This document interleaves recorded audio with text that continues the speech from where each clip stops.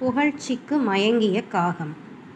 காகம் ஒரு நாள் இரை தேடி அங்குமிங்கும் அலைந்தது.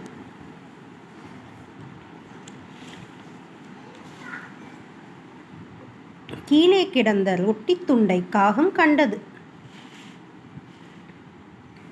ரொட்டியை கவ்விக்கொண்டு மரக்கிளை நோக்கி பறந்தது காகம்.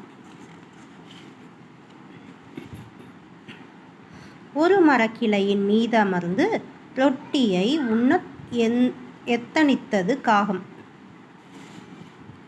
அப்போது பசியுடன் வாடிய குள்ளநரி ஒன்று அங்கே வந்தது.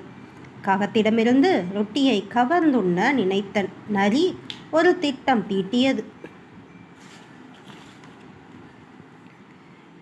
நரி காகத்தை பார்த்து, "காக்கையாரே, தங்கள் குரல்தான் எத்தனை அழகு! எனக்காக ஒரு பாட்டு பாடுங்களேன்" என்றது.